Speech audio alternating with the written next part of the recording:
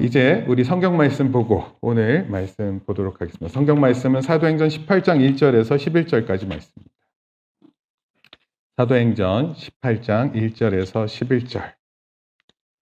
누가 몇 페이지에 있는지 한번 얘기해 주세요. 신약 성경 219쪽입니다. 신약 성경 219쪽.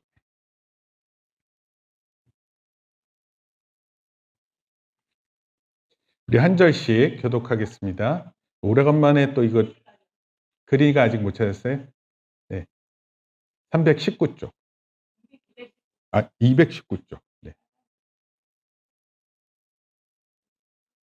오늘은 여기 PPT 있습니다. 화면 안 뜨나요? 그래요? 저는 지금 금방 보이는 줄 알았는데. 지금까지 안 떴어요? 이게 왜 그러죠? 확실히 성령의 사역이 있으니까 사탄이 막 이상하네요. 안 보이나요?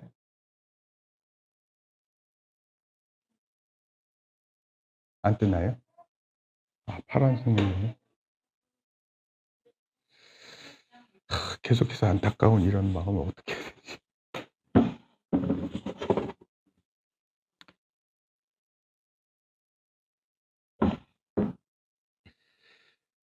그러면 성경 말씀 보도록 하겠습니다. 사도행전 18장 1절에서 11절입니다. 그 후에 바울이 아덴을 떠나 고린도에 이르러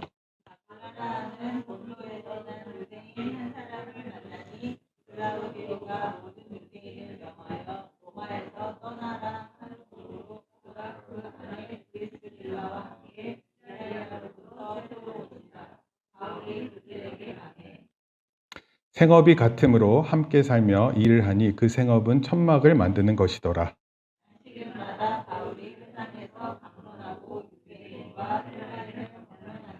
실라와 디모데가 마게도냐로부터 내려오매 바울이 하나님의 말씀에 붙잡혀 유대인들에게 예수는 그리스도라 밝히 증언하니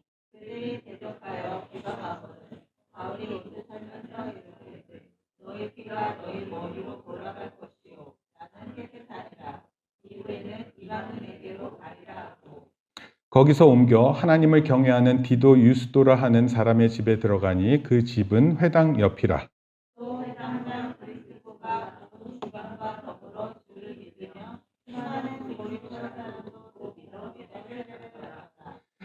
밤에 주께서 환상 가운데 바울에게 말씀하시되 두려워하지 말며 침묵하지 말고 말하라.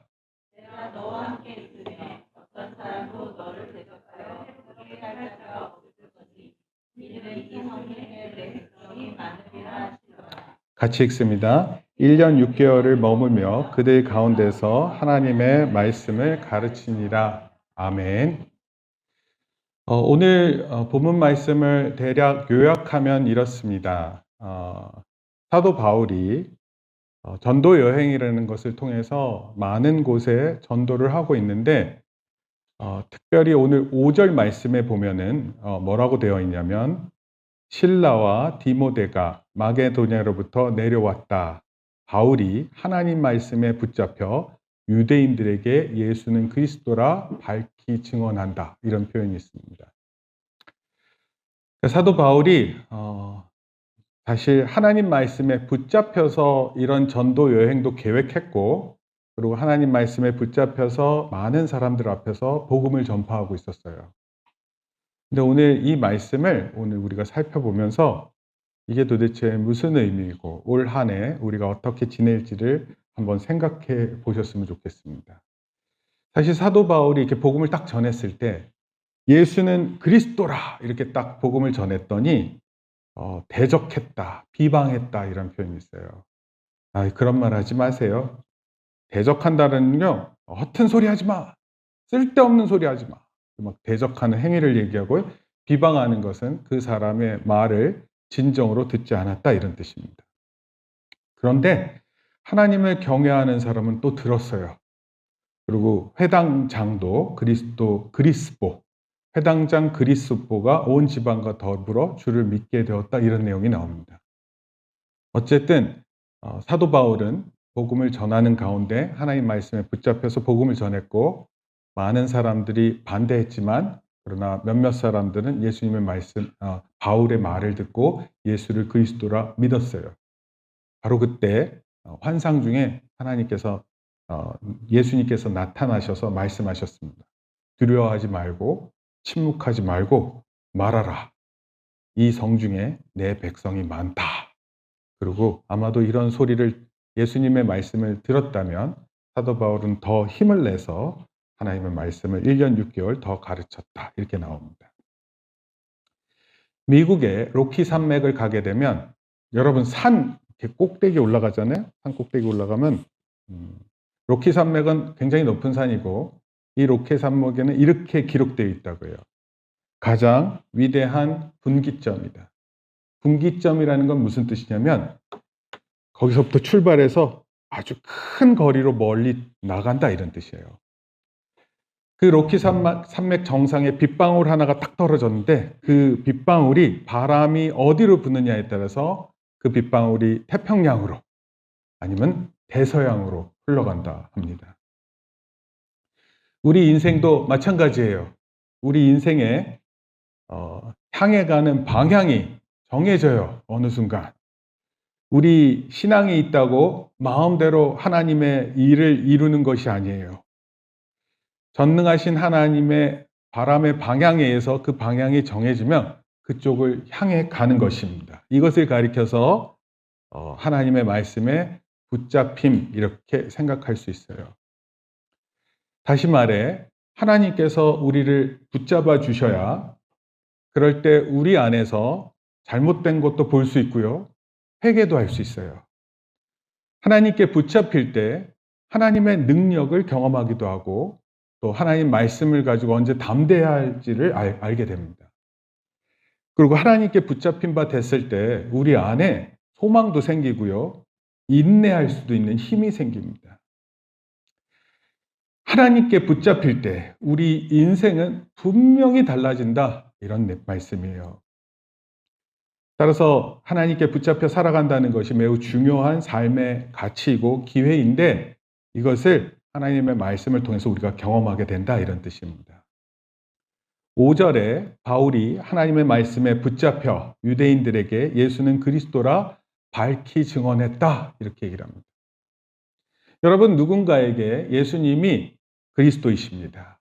예수님은 우리의 주님이십니다. 이런 표현은요, 좀 오늘날 우리 표현으로 말한다면 이런 거예요. 예수님은요, 우리의 구원자이십니다. 예수님은요, 이 세상을 창조하셨고 우리를 구원으로 인도하십니다. 우리 나라가 대통령이 새롭게 나오게 되면, 당선이 되면 그 대통령 정부 이렇게 말하듯이 우리 예수님이 온 세상의 주인 되시고 온 세상을 통치하고 계십니다, 이렇게 말하는 거예요. 우리나라가 지금은 윤석열 정부 이렇게 표현하지만 대통령은 5년마다 바뀌게 돼 있어요. 그런데 대통령이 아무리 바뀌어도 예수님이 통치자이심에는 분명한 거예요. 그 사실을 사도 바울이 고백한 거예요. 그리고 다른 사람들한테 소개한 것입니다. 여러분, 예수님이 나의 구원자가 되신다, 나의 통치자가 되신다, 나의 창조주가 되신다. 이게 도대체 어떤 의미일까요? 이게 바로 아까 말씀드렸던 말씀에 붙잡힌다라는 의미를 얘기하는 거예요. 나의 주인이 누구이시다, 나는 누구의 말에 따른다, 이런 것을 의미하는 거예요. 원래 사도 바울이라는 사람은요, 원래 이런 사람은 아니었어요. 막 복음을 막 전하고 예수님의 말씀에 붙잡힌 사람이 아니었어요. 원래 사도 바울은 사울이라고 해요. 얘들아, 사울이라고 해요. 사도 바울이 예전에 사울이라고 불렀어요. 이 사울은 어떤 사람이었냐면 기독교인들을 무자비하게 잡았어요. 그리고 사도행전에 보면 스데반 집사를 돌로 이렇게 사람을 죽이는 형벌이 있었었는데, 그렇게 죽는 걸 마땅하다고 생각하면서 예수님을 믿는 무리들을 이렇게 쫓아가서 추격해서 그 사람들을 붙잡고 고문하고 때리고 하는 일들을 했어요. 그런 일들을 좀 어려운 말로 뭐라고 얘기를 하냐면 핍박한다 이런 뜻이에요. 홍지 팥쥐에 보면 팥쥐 엄마가 홍지를 막 핍박하잖아요. 깨진 항아리에 막 물 다 채워 넣으라 그러고. 그런 거 아세요? 옛날 얘기? 네. 핍박했어요. 원래 사울은 핍박하는 사람이었어요. 근데 이 사울이 예수님을 만난 후에 완전히 달라집니다.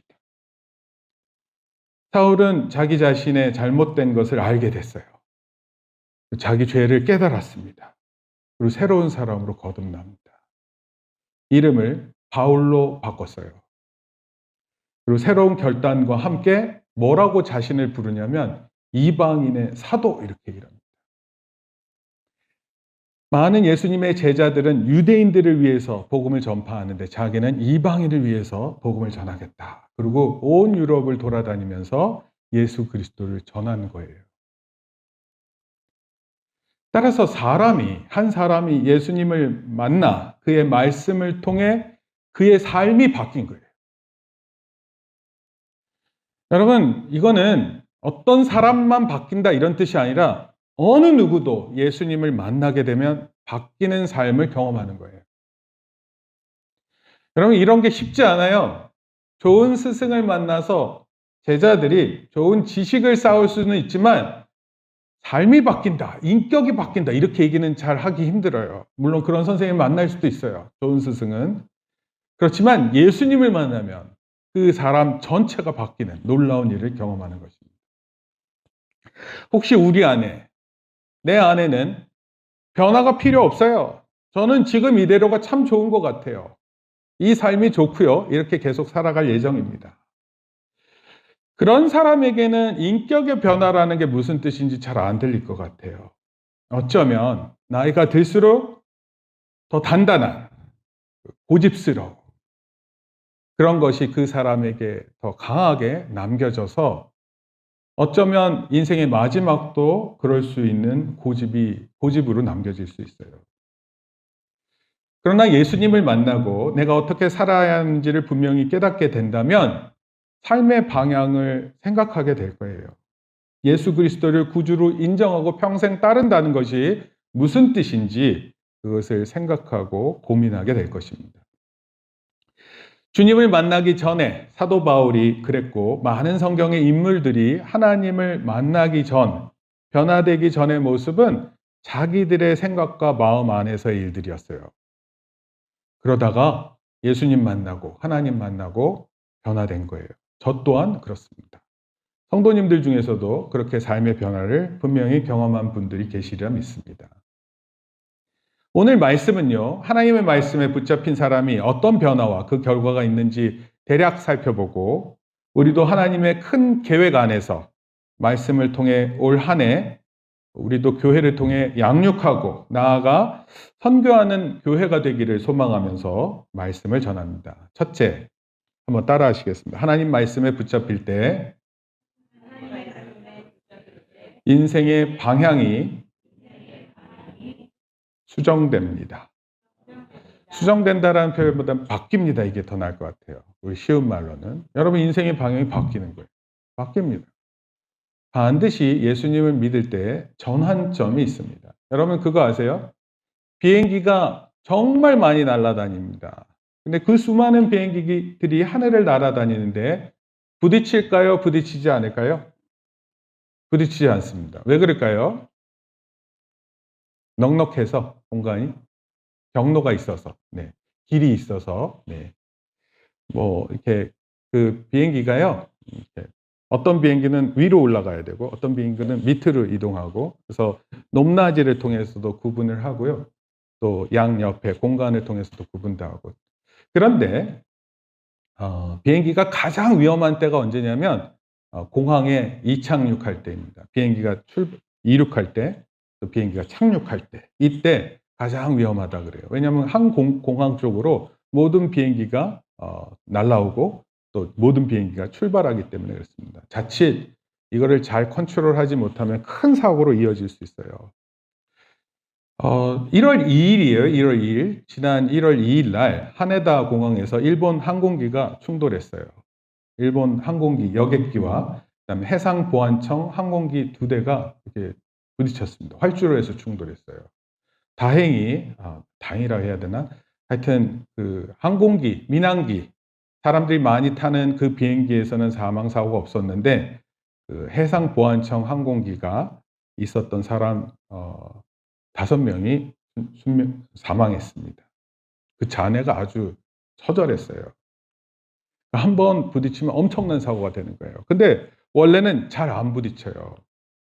그 안 부딪히는 이유가 바로 관제탑이라는 곳 때문에 그랬습니다. 관제탑. 이곳에서 순서대로 출발하고 순서대로 착륙하는 것을 지정해 줍니다.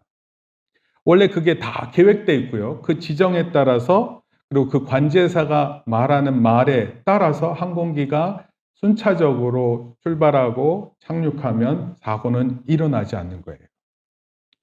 그럼 관제탑의 관제사가 말하는 것에 의해서 항공기가 이착륙이 순조롭게 되듯이 모든 일이 잘 되어 나가듯이요. 하나님은 우리 인생에 관여하실 때 이보다 더 정확하심으로 우리에게 다가오세요. 무슨 목적을 가지고 우리가 살아가야 되는지. 하나님은 정확히 말씀을 읽을 때마다 우리에게 말씀해 주십니다. 우리의 삶의 경로를 인도해 주세요. 여러분, 우리가 하나님의 말씀을 읽는데 내가 어떻게 살아가야 될지 모르겠다. 그것도 참 어려운 일들 중에 하나예요. 왜 이렇게 못 알아들을까? 여러분, 하나님의 말씀을 읽게 되면은요, 그 말씀을 통해서 분명히 내가 어떻게 살아야 되는지 그 중요성을 깨닫습니다. 우리 중고등학생들이 여기 있는데 아직 자기 방향을 잘 모르는 친구들이 있어요. 뭐 그 나이 아래로 가면 더 모르겠죠. 네. 근데 어떤 아이는요, 막 당돌하게 자기의 미래를 막 밝히는 아이들도 있어요. 대학교 가서도요, 내가 어떻게 살아야 될지 잘 모를 때 있습니다. 뭐라고 살아야 될지도 모르겠고. 그런데 하나님의 말씀을 통해서 반드시 그 인도하심을 받게 돼야 돼요. 겨울 수련회 때 제가 그런 것에 대한 관심도 갖고 그 부분에 대한 것을 꼭 반드시 시간을 보내려고 합니다. 많은 사람들이 말씀을 통해서 하나님이 계신다는 사실을 알고 예수님이 나의 구주가 되신다는 사실을 깨닫게 돼요. 그것만으로도 인생의 전환점이 생겨요. 하나님이 온 세상을 창조하신 분이시구나. 예수님이 나를 유일하게 구원하시는 분이시구나. 이것만으로도 나의 경배의 대상이 되고 일주일에 한 번씩 드리는 이 예배를 통해 내 모든 관심과 생각을 집중하는 거예요. 그렇게 일주일에 한 번씩, 1년에 52번, 아니면 설교는 사실 더 많이 들을 수도 있어요. 이를 통해서 자기의 인생의 방향을, 목적을 분명히 깨닫게 되는 것입니다. 제가 목사가 돼야 하는 이유 중에 가장 첫 번째를 꼽으라면 도대체 목사가 돼서 뭘 하려고 했어요? 저한테 질문하면 제가 이것 때문에 목사가 되려고 한 거예요. 하나님의 말씀을 전하고 그 말씀을 통해서 인생이 바뀌는 것을 보고 싶습니다. 목사에게 있어서 기쁨이라는 것은 아마도 이게 최고일 거예요. 인생의 전환점을 경험하는 것을 보는 거예요. 그렇다고 제가 강제로 바꾸지 않습니다. 우리나 너는 이 길로 가야 돼. 이것만이 너의 살 길 이렇게 제시하지 않습니다. 여러분, 때로는 제가 여러분들에게 막연하게 전하는 것 같죠? 그렇지만 여러분들이 신앙으로 당연히 하나님의 목적과 방향이 무엇인지 깨닫는 게 훨씬 중요한 것입니다. 강제로 저는 이런 삶을 바꿀 마음도 없고요.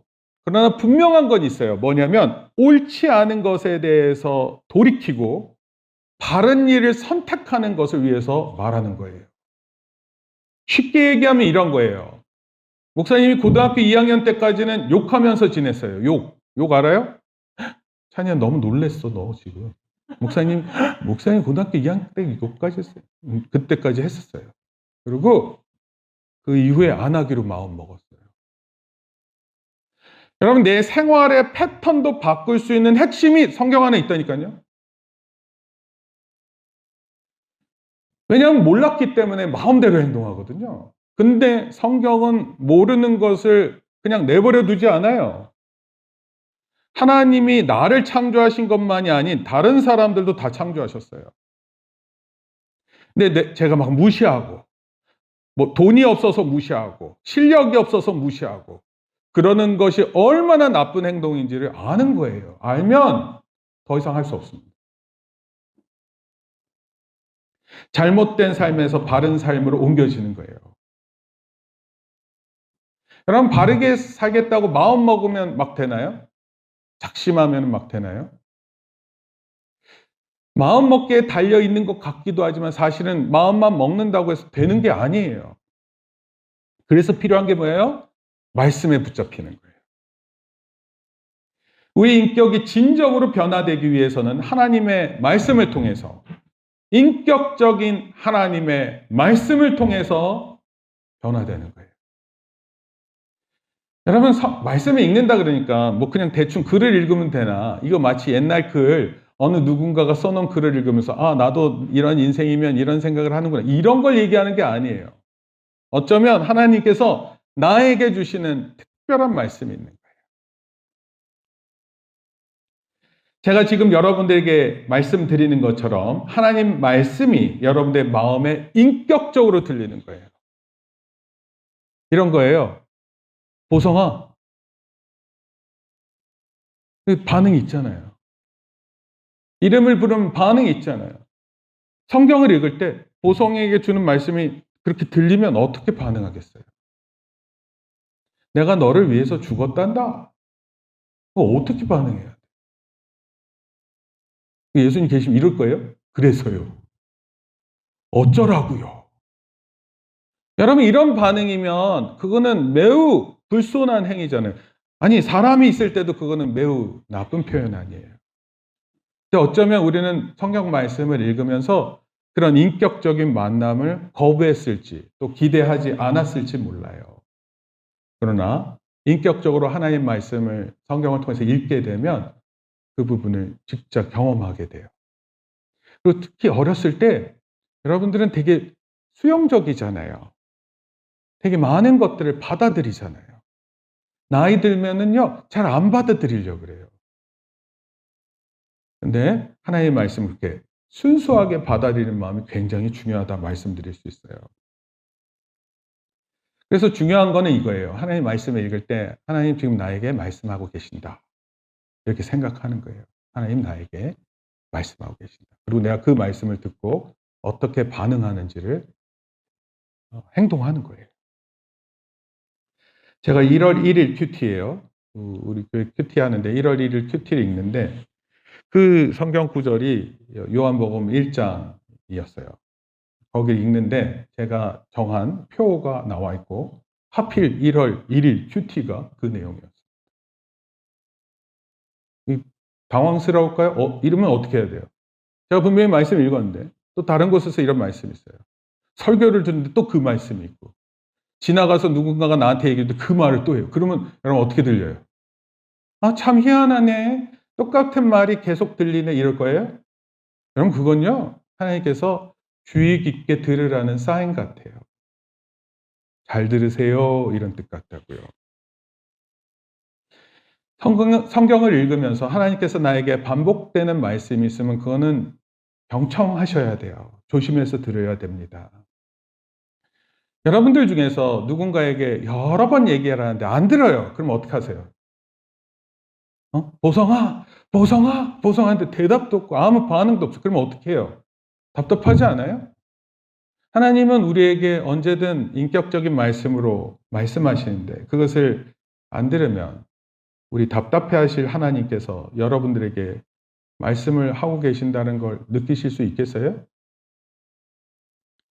그렇기 때문에 말씀을 들을 때 반드시 믿음으로 반응하는 저와 여러분들 되기를 소원합니다. 하나님의 말씀은 여러분의 삶의 방향을 잡으시고 잘못된 길로 가면 그 방향을 전환해서라도 인도하시는 하나님의 말씀이심을 믿으시길 축원합니다. 둘째, 따라하실게요. 하나님 말씀에 붙잡힐 때 인격의 변화가 일어납니다. 우리 인생의 길도 바뀌지만요. 인격의 변화가 있어요. 좀 더 인격적이어야 돼요. 인품이 있어야 돼요. 어떻게 그냥 공부하면 인품이 커가요? 그렇지 않습니다. 지식이 많아진다고 해서 인격적이로 아닙니다. 여러분 좋은 차 타고 다니면 인품이 좋아지나요? 안 그래요. 전혀 그렇지 않습니다. 하나님 말씀에 우리가 그 어떤 반응을 보이지 않으면 깨닫는 게 없을 거예요. 하나님 말씀하시는데 우리가 그 어떤 반응도 없으면 깨닫는 게 뭐가 있어요? 깨달음이 없으면요, 변화도 없어요. 따라서 성경을 읽을 때 가장 중요한 것은 하나님에 대한 지식이에요. 하나님이 무슨 말씀을 하시는지, 하나님이 왜 나에게 이런 말씀을 하시는지, 하나님께서 역사를 어떻게 인도하시는지를 보는 거예요. 배우게 되는 겁니다. 이 세상을 볼 때, 여러분들이 볼 때는 온 세계가 뭘로 움직여지는 것 같아요? 군사력이 강해야 될 것 같죠? 군사적인 힘이 세야 될 것 같지 않아요? 경제력이 커야 되겠죠? 첨단 지식과 첨단 과학이 중요하겠죠?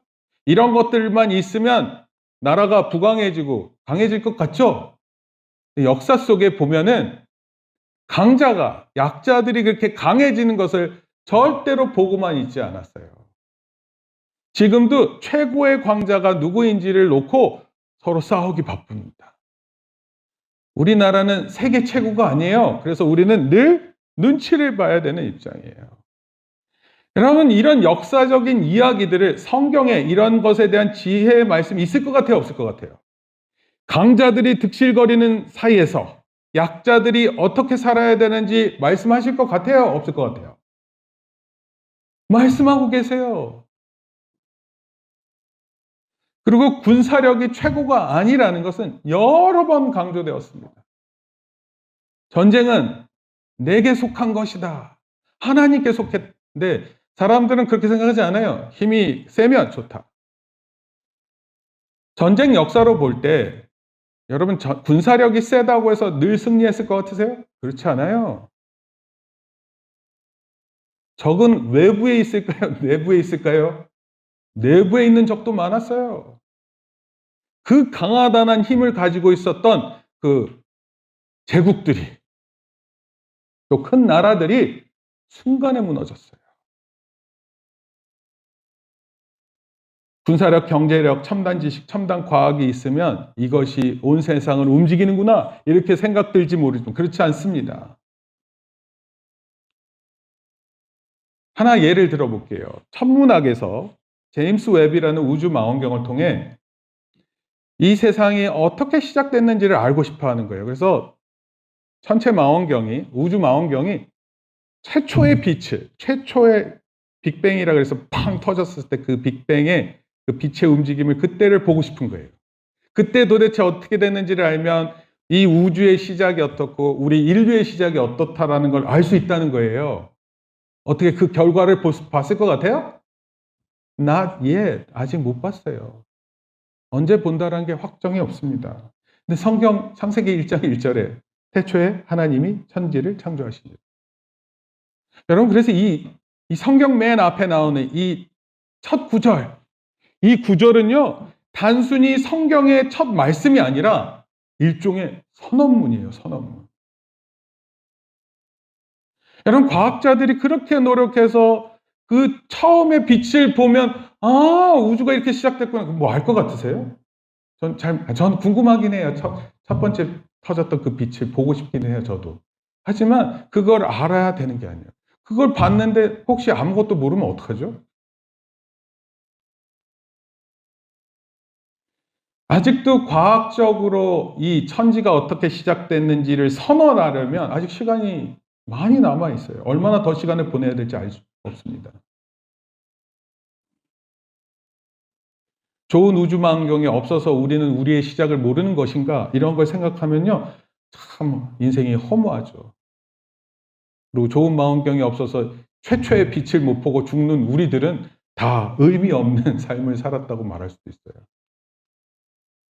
자칫 어리석은 삶이 될 수 있다 이런 뜻입니다. 모든 지식을 알아야 깨닫는 것도 아니에요. 하나님 말씀을 들을 때 어떤 사람은 하나님 말씀이 나에게 주시는 말씀이 이것이구나. 그리고 그것을 생각하고 내가 반드시 이 말씀을 따르겠다. 그리고 그것을 위해 평생을 살다 그 삶의 중요성을 깨닫는 것입니다. 사도 바울이 그랬어요. 사도 바울이 어느 순간 예수님을 만나 자기 삶의 목적을 알고 그러고 나서 어떻게 자기를 이렇게 정의하냐면 이방인을 위한 사도 이렇게 정의합니다. 원래 사도라는 건, 사도성이라는 건 예수님을 따른 사람들, 제자들에게만 부여하는 표현이었는데, 그래서 사도 바울을 막 얘기했어요. 많은 사람들이. 넌 예수님이랑 같이 다니지 않았잖아. 근데 왜 너 자신에게 사도라는 표현을 하니? 그래서 그걸 가지고 막 시비를 걸었어요. 우리가 성경을 읽을 때는 사도 바울이 대단한 존재지만, 사도 바울이 그때 당시에는 그 사도라는 타이틀에 대단히 많은 사람들이 태클을 걸었어요. 말이 이방인을 위한 사도지, 그야말로 바울은요, 이방인을 위해서 모든 재산을 쓰고, 아니, 텐트 메이커라 그래서 스스로 돈을 벌어서 거기에다 온 물질을, 또 자기의 생명도 쏟아 부었었던 것입니다. 하나님 말씀이 이렇게 휩쓸리니까 이런 사람의 방향이 전환되는 거예요. 우리 잘 아는 말씀인데 스가랴 4장 6절 말씀에 만군의 여호와께서 말씀하시되 이는 힘으로 되지 아니하며 능으로 되지 아니하고 오직 나의 신으로 되느니라. 여러분, 힘으로 되지 않아요. 능력으로 되는 거 아닙니다. 오직 하나님의 성령의 힘으로만 되는 것입니다.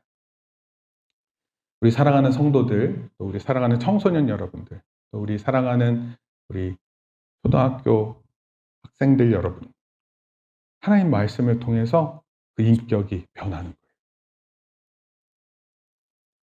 하나님 말씀에 붙잡힐 때 내 인격이 변화되는 겁니다. 그리고 내 인격을 통해서 다른 사람의 인격을 변화할 수 있게 도와주는 거예요. 여러분 만약에 롤링 페이퍼라는 걸 만약에 해요. 롤링 페이퍼. 롤링 페이퍼 아세요? 네, 학급반 아이들한테 롤링 페이퍼. 보성이에 대해서 말해주세요. 그럼 막 친구들이 막 적어주는 거예요. 그런 걸 적어주면 여러분들 나는 어떤 사람을 평가받는지 보게 되잖아요. 어떻게 그거 받아들일 수 있어요? 이웃이 나를 어떻게 보는지, 가족이 나를 어떻게 보고 있는지, 부모가 어떻게 보고 자식이 나를 어떻게 보고 있는지, 이런 걸 아주 노골적으로 표현한다면 여러분 그거 들으실 준비돼 있으세요? 아니, 하나님이 여러분에 대해서 어떻게 평가하는지 들어보시고 싶으세요? 여러분, 우리는 때로는 너무 우리 삶이 바쁘고 그것이 전부인 줄 알다가 그냥 다 꺼먹고 사는 거예요. 인격이 뭐고 없어요. 내가 급하면 내가 급한 거지. 다른 사람 인격 챙겨주, 언제 그런 일을 하고 있어요. 그래서 내가 내 마음대로 하는 거예요. 그래서 내 마음대로 하다 보니까 내가 마음이 급하면 급한 대로 내 성격도 나오고 성격이 급한 대로 말도 막 나가는 거고 행동은 안 나가고요. 말만 나가는 거예요. 그러다 보니까 우리의 모습이 매우 힘든 삶 가운데 있는 거예요. 여러분, 궁극적으로 우리 교회는 말씀을 통해서 우리 각 사람이 붙잡혀서 살아갈 때 우리의 인격이 변화될 것이고 또 우리 주변의 사람들에게 선한 영향력을 미칠 수 있고 그리고 가장 최종적으로는 그 영혼을 구원할 수 있는 일에 쓰임받을 수 있을 것입니다. 이 일을 위해 우리가 반드시 말씀에 붙잡혀서 살아가는 인생 되기를 축복합니다. 셋째, 따라합시다. 하나님 말씀에 붙잡힐 때 언어와 행동의 변화가 일어납니다. 고등학교 2학년 때 성경 말씀에 있는데 창세기 말씀에 있는데 그것도 하나님께서 우리를 창조하셨는데 하나님의 형상으로 지음받았다라는 거예요. 그럼 제가 하나님의 형상으로 지음받았고 한번 옆에 보세요. 옆에 있는 사람들 보세요. 한번 보세요. 얼굴 보세요. 어떻게 생겼어요? 하나님의 형상처럼 생긴 거예요. 하나님의 형상. 어떤 사람 얼굴이 이렇게 왜 이렇게 얼굴이 생겼어요? 이렇게 얘기하면 그 누구한테 얘기하는 거예요? 하나님한테 얘기하는 거라니까요. 그러니까 아무 말 하면 안 돼요. 아무 표현을 막 하면 안 되는 거예요. 아니, 그거를 제가 깨달았다고요. 제가 고등학교 2학년 때. 그리고 그 뒤로 욕을 안 하기로 마음을 먹은 거예요. 그거 만약에 못 고쳤으면 지금 설교할 때 욕 막 나갔을 것 같은데. 그러면 안 되잖아요. 욕하면 여기 성도가 누가 남아 있겠습니까? 여러분 적어도 그런 품격이나 인격은 나름 있는 거 아니에요? 성도로서 행동 거지가 있고 바람직함이 있고 하나님 말씀에 붙잡혀야지 우리 인격이 변화됩니다. 우리의 행동도 변화돼요. 기본적으로요, 사람들은 얼마나 부정적인지 몰라요. 이게 천성적으로 또는 진화적인 이유가 있다고 해요. 예를 들면 아기가 얼굴을 가장 먼저 인식한다고 합니다. 얼굴. 사람의 얼굴과 동물의 형상이 있으면 사람의 얼굴에 더 얼굴이 간대요. 심지어 한국 사람들은 미국 사람, 예를 들어서 유럽 사람, 멕시코 사람 이런 사람이 있으면 한국 사람에게 얼굴이 더 가려고 하는 그 인식이 애기한테 있대요. 그 이유가 뭐냐면 다른 사람들은 위협이 될 수 있다라고 의심하기 때문에 그렇대요. 그러니까 아기가 태어났을 때부터 자기와 비슷한 사람에 대해서 그 사람을 신뢰하는 마음이 있고 그렇지 않은 얼굴이나 형상에 대해서는 적대적인 감정을 가지고 있어서 피하려고 한다 이런 뜻이에요. 결국 뭐예요? 태어날 때부터 우리는 못 믿는 건 못 믿는 거예요. 예수님도 심지어 사람을 잘 알고 계셔서 사람에게 의탁하지 않았다 이런 표현을 했어요.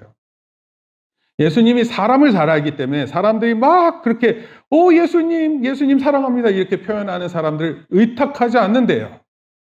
왜냐하면 이 사람들이 나중에 어떤 사람이 되냐면 예수님을 십자가에 못 박으라고 하는 사람들이 되거든요. 이런 관계에서 우리의 말과 행동이 결코 관대하지 않고 매우 부정적이고 때로는 좌절과 낙심할 때 우리 말의 표현이 매우 좋지 않음을 잘 알고 있습니다. 근데 우리가 이때 기억해야 될 게 있어요. 예수님이 어떻게 사셨는지를 우리가 생각해 보는 거예요. 예수님은 어떤 말씀을 하셨는지 생각해 보는 것입니다. 예수님은 병자에게 다가가서 병자를 고치시고 그 병자가 좌절하고 낙심할 때 그 사람들을 일어설 수 있게끔 도와주셨습니다. 소외된 자를 위해서 예수님은 찾아다녔어요. 오늘날 설교는요, 예배할 때 이렇게 어느 한 장소가 있으면 이쪽으로 다 나오시잖아요. 예수님은 그런 설교가 아니라 예수님은 어딘가를 가셔서 설교하셨어요. 옛날 말로 순회 설교 이렇게 하는데 저도 막 이렇게 설교를 다녀서 막 어딘가를 가게 되고 성도님들 다 따라오고 이러는 거예요. 근데 그렇게 할 때, 그런 사역을 할 때 중요한 한 가지가 있어요. 소외된 사람을 만난다는 거예요. 그리고 예수님께는 그런 소외된 사람이 참으로 많이 나왔어요. 그리고 그런 사람들을 친절하게 인도하셨어요.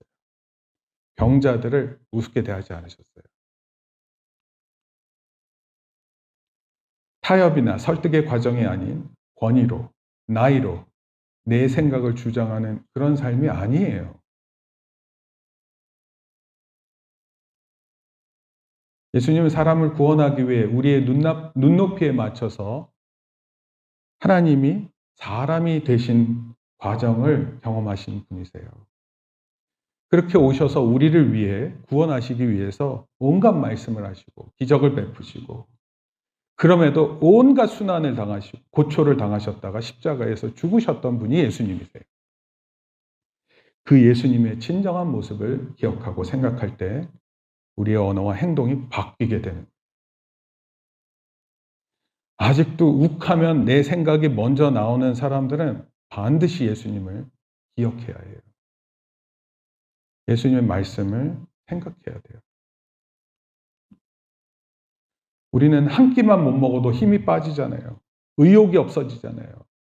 근데 음식을 먹으면 금방 힘이 나잖아요. 마찬가지로 하나님의 말씀은 이와 같이 우리 육의 양식처럼 우리의 영의 양식이 되어서 하나님의 말씀에 붙잡히면 그 순간 영적인 힘이 발휘되는 거예요.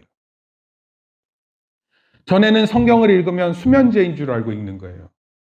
잠이 안 올 때나 읽어야 되는 책인 줄 알았어요. 그러나 지금은 하나님이 나에게 주시는 말씀이 무엇일까라는 기대로 읽게 되는 것입니다.